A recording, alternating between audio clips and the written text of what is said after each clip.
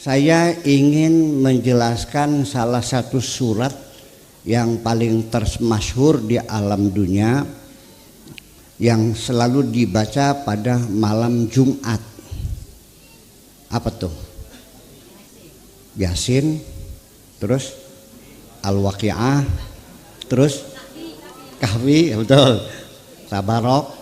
Nah, itu 4 surat ini yang paling rutin dibaca orang se-alam dunia. Sampai saya selama di Irak, selama di Syria, selama di Libya, selama di Tunisia, ya, itu memang tradisi semacam itu hampir menyeluruh, dibaca surat itu. Nah,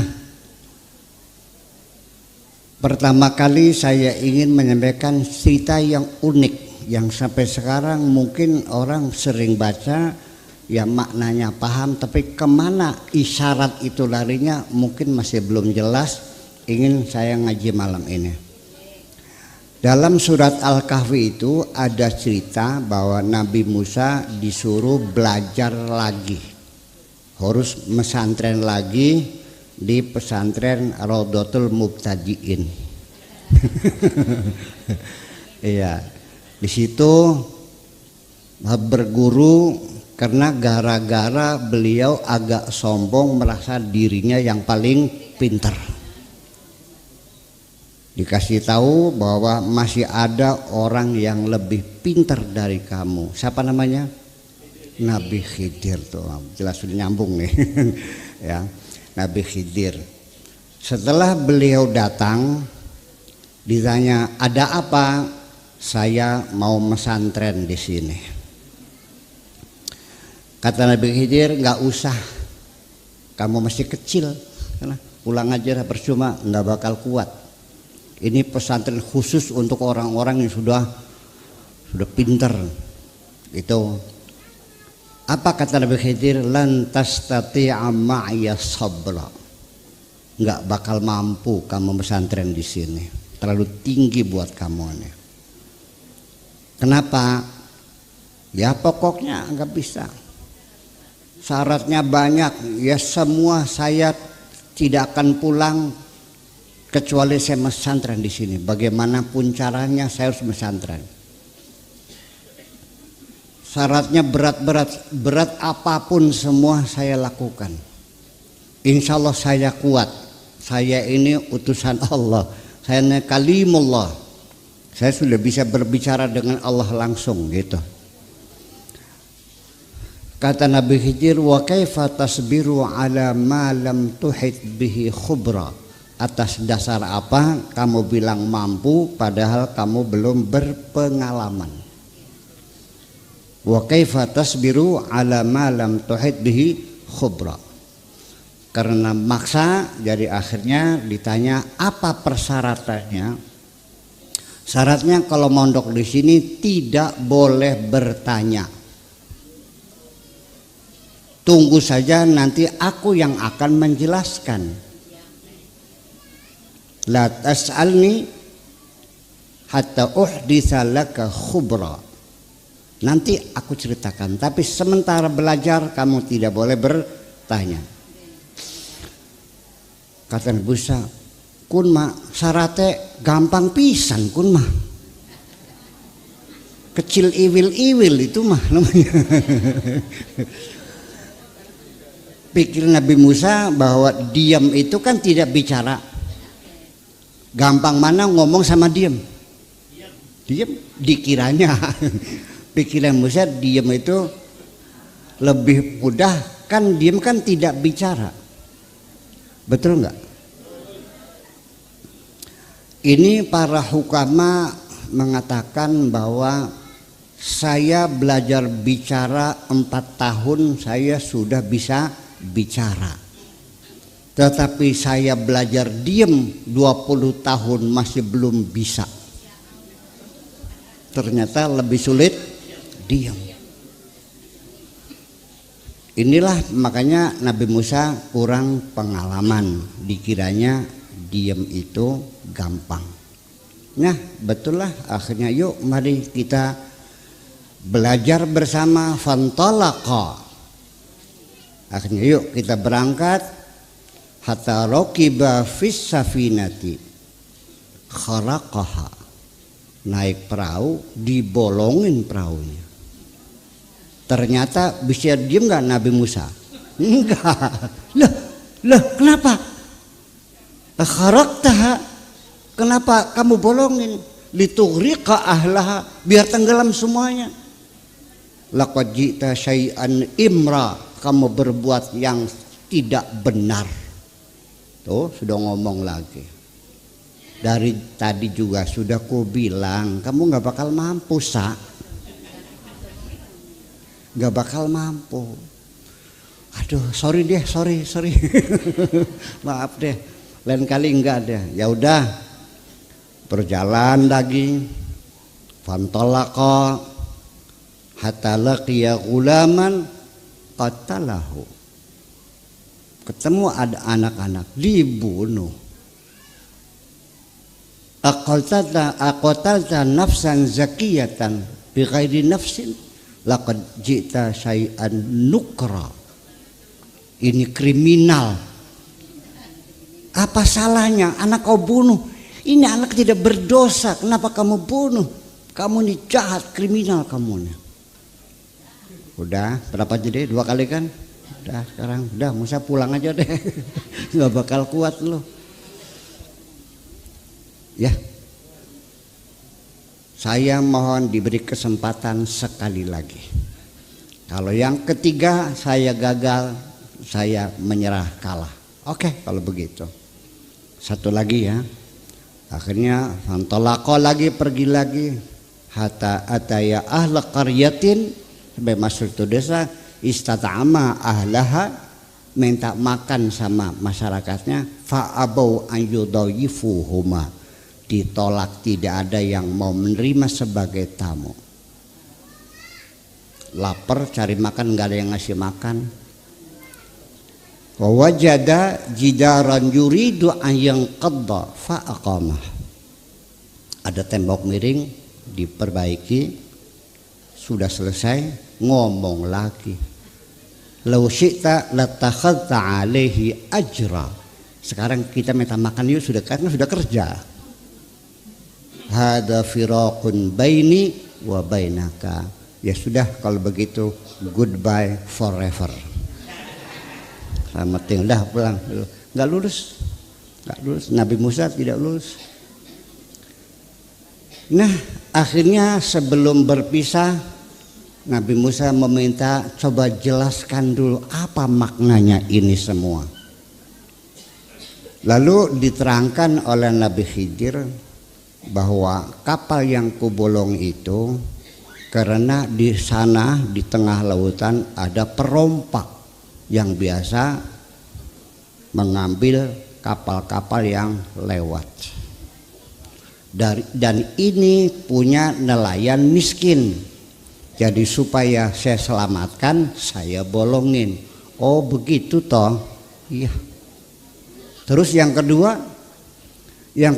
anak kecil itu saya prediksi nanti besoknya bakal jadi pang nantinya. Yang nanti rambutnya dikepang tuh, yang bajunya ditempelin tutup botol tuh, keranjang kerincing tuh, ya, kemudian celananya disobek-sobek, nggak pernah mandi, pakai anting, nah, itu. Nanti akan menyiksa orang tuanya, sedangkan orang tuanya orang soleh, makanya lebih baik saya bunuh saja. Okay? Lalu yang ketiga apa maknanya? Wahai sahabatku Khidir, itu tembok adalah sebagai isyarat tanda, di bawahnya ada harta karun milik kedua anak yatim. Li ghulamaini yatimaini fil Madinah. Jadi supaya nanti bisa diambil oleh anak yatim ini, maka tembok ini saya bangun lagi. Nah, sekarang saya bertanya bahwa Al-Quran telah ditafsirkan, Nabi tidak menafsirkan. tidak ada tafsir Nabi. Para sahabat juga tidak menafsirkan. Baru abad kedua baru Al-Quran ditafsirkan. Betul gitu ya. Hadis juga zaman Khulafaur Rasyidin tidak ada yang mengumpulkan. Baru setelah abad kedua baru dikumpulkan. Jadi yang menafsirkan Al-Quran itu adalah orang yang tidak pernah ketemu dengan Kanjeng Nabi Muhammad Sallallahu Alaihi Wasallam. Ceritanya begitu. Dan saya baca di berbagai tafsir dari Tobari, Nasafi dan sebagainya, saya baca semuanya, dan ternyata mungkin orang desa pesantren juga mungkin nggak paham nih. Maksud saya, apa manfaatnya cerita ini untuk kita sekarang? Apa manfaatnya? Macam-macam ceritanya, betul nggak? Sok manfaatnya apa untuk kita? Ada anak dibunuh, ada kapal dibolongin, ada tembok didandanin, terus manfaatnya apa untuk kita? Kemana arah tujuan isyarat-isyarat Al-Quran ini? Paling-paling yang bercerita itu adalah bahwa Nabi Khidir ilmunya ilmu hakikat, Nabi Musa ilmunya namanya ilmu syariat, begitu kan? Iya. Ya, terus kemana? Apa yang manfaat untuk kita? Apa yang perlu kita teladani? Apakah kita harus membunuh orang? Ya, hanya diduga nantinya bakal menjadi jahat, kita bunuh.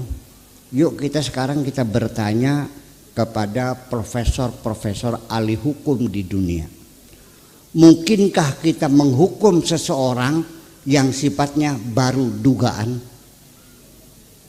Mungkin enggak? Hanya diperkirakan nantinya bakal jadi pencuri, sekarang dipotong tangannya dulu. Karena ini bakal membunuh orang banyak, dibunuh aja sekarang. Tidak ada aturan hukum bahwa prediksi bisa menjadi alasan orang dihukum.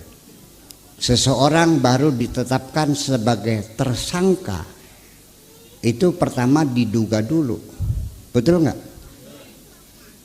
Baru tersangka. Setelah terduga terus tertuduh, terus tersangka. Itu pun harus ada 2 alat bukti yang pasti, betul nggak? Dan keyakinan hakim baru diputuskan.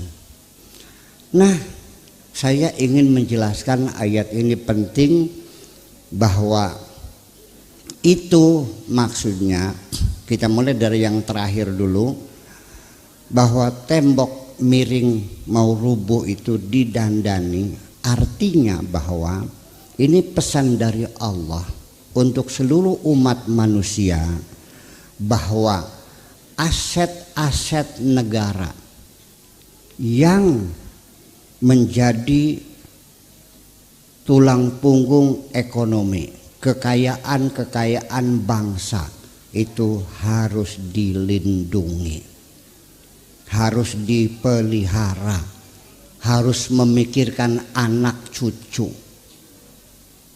Betul nggak? Jangan sampai harta itu menjadi hilang, jangan dihabiskan. Sekarang Ibu Tuti marah-marah karena banyak pencuri ikan dari luar, betul? Dan kapalnya dibom langsung oleh Ibu Tuti. Hebat nggak? Hebat. Pukat harimau yang merusak terumbu karang sehingga nanti anak cucu kita dari mana makan ikannya. Dibom lagi, betul? Ini perusakan alam, tidak dilestarikan. Ini pelajaran penting Nabi Khidir itu seperti itu. Jadi artinya ya, sekarang sawah-sawah habis buat bangunan rumah, betul nggak? Buat jalan tol, buat ini. Nah, lama-lama sawahnya habis nggak? Lalu nanti nanam padinya di mana? Di gendeng. Ini pelajaran dari Nabi Khidir kepada kita semua, bahwa anak cucu harus kita perhatikan. Paham nggak? Nah, dalam hal memperhatikan anak cucu ini ada hadis Nabi yang sangat indah sekali. Kata Nabi, sekalipun engkau tahu besok akan kiamat, tidak ada urusan. Ketika engkau memegang bibit, tanamkan saja, tidak ada urusan. Betul enggak? Lah, lautan dihabisin, sawah dihabisin, hutan digundulin, anak cucu kita bagaimana nanti? Ini pesan bahwa harus kita rawat, kita pelihara untuk anak cucu kita. Masuk akal nggak? Lah iya kan? Masih relevan kan? Nah ini namanya kajian kontemporer. Namanya kontemplasi. Nah bapak-bapak dan ibu-ibu sekalian, semua apa saja yang menjadi aset bangsa harus dirawat keutuhannya. Sekarang kalau ada pabrik yang menyerap tenaga kerja 10.000 orang, yang punya mati, dibagi waris atau tidak? Nah pertanyaan ini yang menjadi persoalan. Kalau bapak-bapak ibu-ibu mendukung oposisi yang disebut Nabi Musa secara syariat, harus diwaris. Usikum lidzakari mithlu hadzil unthayain, dibagi pabriknya, buruhnya 10.000 kehilangan sumber rezeki mereka. Tetapi kalau kita yakin bahwa ini aset bangsa harus dipelihara, maka harus dibuat undang-undang perlindungan aset bangsa, bahwa perusahaan-perusahaan besar yang menyerap tenaga kerja banyak harus ada aturan tidak boleh dibagi waris. Siap ngelawan tidak? Ayo ikut Nabi Khidir atau Nabi Musa? Ini kontemporer. 10.000 kehilangan sumber penghidupannya. Makanya harus ada undang-undang yang membuat bahwa aset-aset bangsa ini jangan dihilangkan, dipelihara. Jadi nanti yang dibagi itu hanya sahamnya saja, pabriknya tidak boleh dibagi berdasarkan undang-undang. Bayangkan sudah 1.400 tahun lamanya kita terlambat tidak paham. Masuk akal enggak? Lah iya. Kan sama, dibagi sahamnya saja. Nanti anak cucunya mendapat dividen namanya. Tutup buku, bagi keuntungan, masing-masing anak dapat sekian. Dan negara harus intervensi bagaimanapun juga. Nah, termasuk pesantren. Nah, saya bangga karena tadi saya dengar ini berdiri tahun 1944 sebelum merdeka. Sampai sekarang masih ada. Berarti orang pesantren sini merawat aset bangsa dengan baik. Tepuk tangan dong. Iya. Iya, tolong ini Pak Lurah apa namanya tuh kalau di kecamatan tuh? Apa? Polisi tah? Non? Iya, sekmat lah, Pak sekmat. Ya.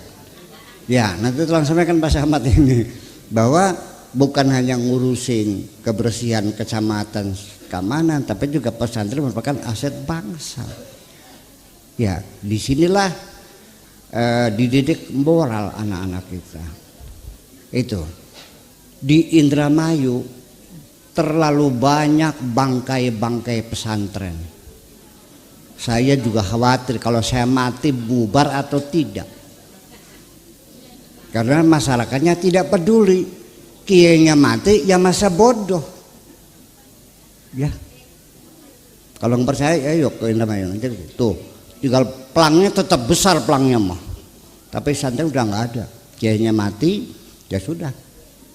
Itu berarti pesan Nabi Khidir belum diamalkan oleh kita ini semuanya. Iya kan? Itu. Ini yang saya maksudkan, pelajaran Al-Quran itu kita terapkan dalam kehidupan sehari-hari. Iya kan? Nah, kemudian anak dibunuh hanya berdasarkan prediksi, betul kan? Nantinya bakal menjadi anak yang jahat, nanti menyiksa orang tuanya, ya udah saya bunuh saja. Ini adalah pesan dari langit kepada badan intelijen. Ada nggak ya? Ya, intelijen. Ketika Anda sebagai mata dan telinga negara, siapapun kalau diprediksi ini, gerakan ini, tokoh ini, pemikiran semacam ini akan menyebabkan negara kita jadi bubar, habisin saja. Paham?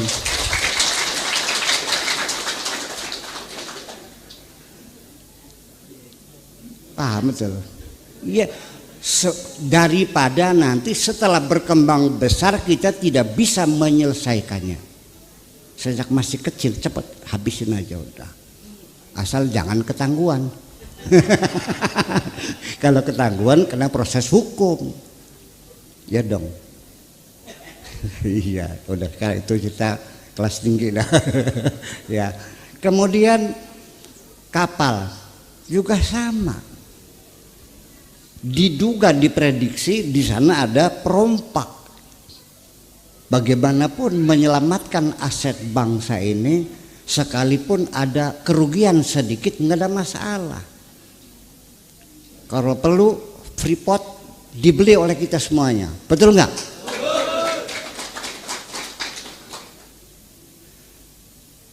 Jadi Al-Quran masih bisa dipakai nggak? Masih bisa, cuman kamunya nggak paham-paham. Makanya perlu ngaji. Ya Allah ya Rabbi, bingung sekali. Ya, nah itulah makanya jadi kita mesti mengatakan masih terlalu banyak dalam Al-Quran. Di lembaran-lembaran Al-Quran mutiara dan berlian berlimpah ruah, tapi tidak ada yang pernah menyentuh.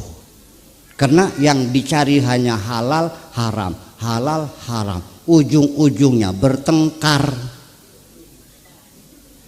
Betul nggak? Ya, ini nafsirkan begini, ini begini. Kalau nggak ngerti, tolong dong nanya sama yang ngomong. Betul nggak? Kalau bapak-bapak, ibu-ibu tidak paham ceramah saya hari ini, jangan dikomentari dulu dong. Nanya Pak Kiai maksudnya apa, kan gitu. Yang jadi persoalan Allah bisa ditanya enggak? Nah, ternyata umat Islam sudah diajarin cara bertanya kepada Allah, sudah namanya istikharah. Tapi tidak pernah dipakai. Dipakainya kalau waktu mau kawin saja. Iya kan? Iya enggak? Oh, ngaku salah. Iya kan? Mau dagang rujak istikharah dulu, mau dagang es istikharah dulu, mau nanam cabai, mau nanam bawang istikharah dulu. Nah betul, sip. Itu perlu istikharah dulu.